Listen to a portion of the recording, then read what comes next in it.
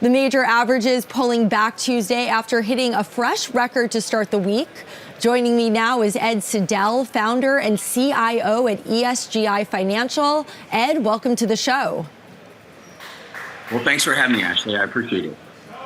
And I understand that despite the government shutdown, you're still bullish on both the market and the economy. Why is that? Well, long term, what we see is the economy growing. We saw a revision of GDP in the second quarter. We think GDP is still going to continue to grow over 3%. And we also see a possible pullback because of the government shutdown, but it's going to be short term. And we're going to see a rally towards the end of the year. So really broad perspective, long term over the next couple of years, we see both the markets and the economy continuing to grow. Why do you think we're going to see a rally through the end of the year?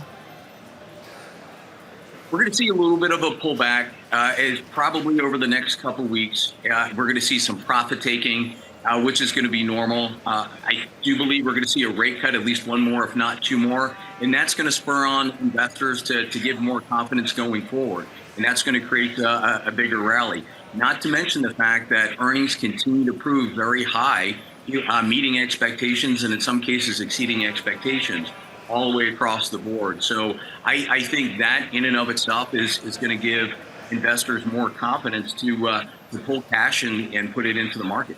Earnings season is starting to kick off. What are your expectations there? We continue to see earnings. It's a completely different scenario than it was. I know a lot of people are comparing what we're seeing now with AI as to the tech bubble in the late 90s, early 2000s, but it's completely different.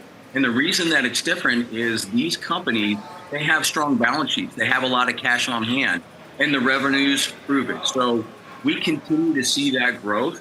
There's a need for AI, and not just for AI, but also going forward, all of those industries that are going to help spur on AI and technology to include energy. So we think it's going to continue to broaden the markets all the way across. All right, and back to the government shutdown, how does it impact CPI reporting, and what implications does that have for market forecasting? Well, we believe that the numbers, we're not going to see the numbers because of the government shutdown. And even if we do, honestly, as we've seen over recent history over the last 18 months, they're really not dependable because they continue to be revised. So I don't think we're going to see the CPI numbers before the Fed meeting unless the government shutdown is revised. Right now, we're still seeing a lot of political posturing on both sides. So we don't think that that's going to have an impact. We do believe that the Feds are going to look at some of the data before the shutdown, and that's going to give them the ability to justify another rate cut of 25 basis points. What are your expectations into 2026 in terms of the Fed and rate cuts? Well, if you look at the dot plot and what they're saying, they're expecting very few rate cuts, but we do believe going forward, we're going to see another 50 to 75 basis points as far as the cut going into 2026. And we believe that it's necessary. I know that there's a lot of folks saying that it's actually going to hurt the economy if we have rate cuts. You know, we have the opposing view. We think it's going to benefit the economy from the very top because we have to restructure our national debt. The cost of that debt service is so high right now because of the higher interest rates. We have to lower that to get our budget in order. So that's number one. Number two, as we lower rates, what that's going to do is spur on the economy. It's going to give companies the ability to refinance their debt and lower their debt service. And as they lower their debt service, it's going to give them the ability to expand, bring on new employees and new hires. And those companies, especially small businesses, the lifeblood of America, it's going to give them the ability to borrow money at a much lower cost so that they can expand and hire more folks. And that's going to continue to grow the economy. So that's a big reason why we're so bullish, especially going into 2026 and going further. And what are your top investment picks right now? Well, honestly, we absolutely love small caps. We see that is the biggest potential for growth right there with AI and all AI related industries like we talked about with energy.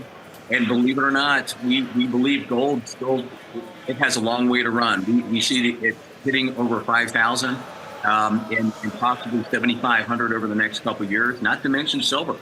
We believe that silver, especially with AI, has the ability to hit $200 an ounce within the next 5 years.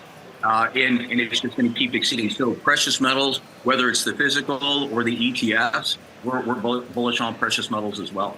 All right. And any under the radar trends you're watching now that you think might become big news? Honestly, it's just really energy. I think a lot of people are leaving that out of their portfolios. And the main reason is it's not sexy, it's not exciting.